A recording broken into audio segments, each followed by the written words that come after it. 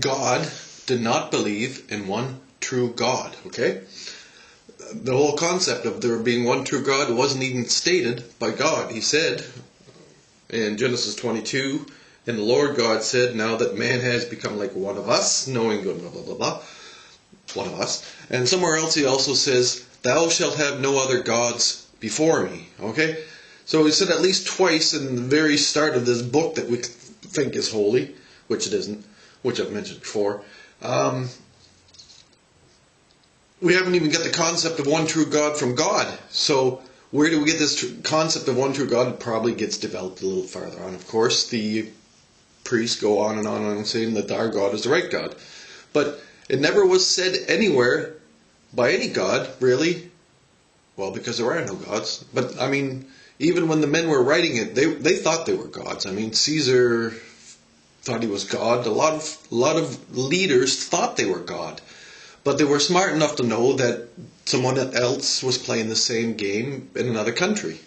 And the only way we're going to have one true God is if we have one true dictator, and that would only work if we had one world order, which some people might like to call the New World Order, but it's not going to work. I mean, it would work if we were ignorant and retarded, but we're getting more and more intelligent.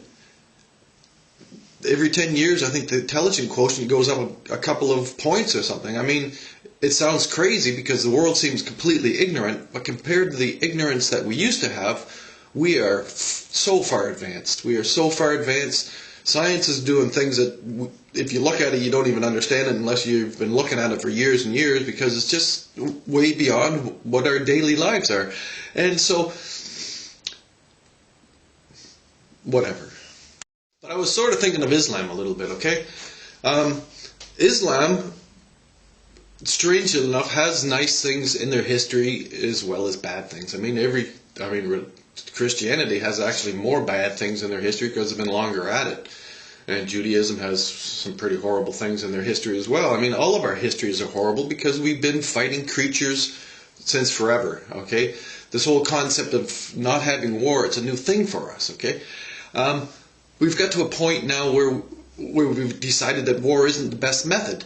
And, well, anyhow, it used to be that the Islamic crusading, whatever they were sweeping across Africa and the rest, they usually didn't plunder so much. They went in and became part of the society and took what their society had and mixed it with their society, and they actually tried to do things with medicine and learning and whatnot. And this sort of procedure was a little bit more constructive than the Islam we have now. So I don't really want to stand in defense of Islam, but I would like to say that we can't point out Islam as being the most horrible of all religions all the time forever, because they haven't always been.